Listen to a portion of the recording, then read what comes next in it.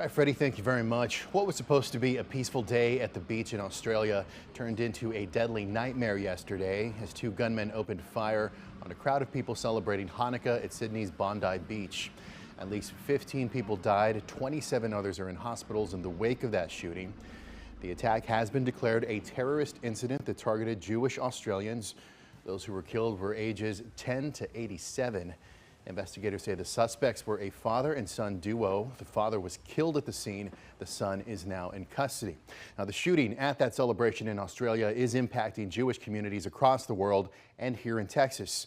Among the victims, a 20-year-old College Station man whose family leads Jewish life at Texas A&M. Our Adam Schwager sat down with his brother as his father is traveling halfway across the world to visit his son in the hospital.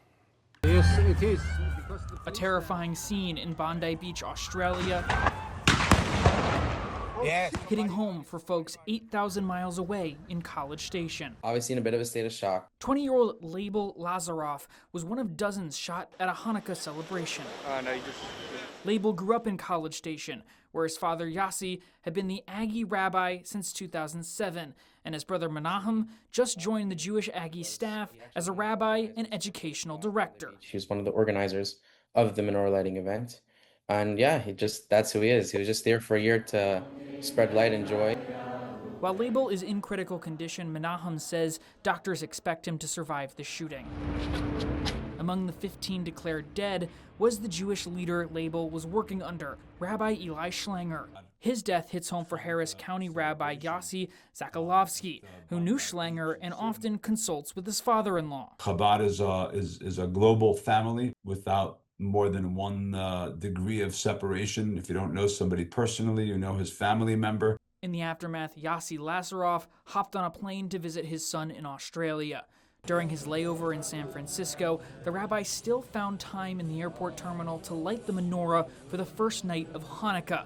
Zakalovsky agrees it is important for the Jewish community to be loud and proud this Hanukkah season, especially after the shooting. It represents the power of the Jewish spirit and the power of the soul and the power of faith, of light, of hope, of love. That's what it was then, and that's what it is today. And we're going to light our menorahs. In Austin, I'm Adam Schwager. And the shooting also drew a response from Texas leaders. In the aftermath, Governor Greg Abbott said that hatred and evil will never prevail. Terrorism must be purged from every corner of the globe. Now, overnight, a crowd gathered at the sites of the deadly shooting, singing and paying respects to the victims.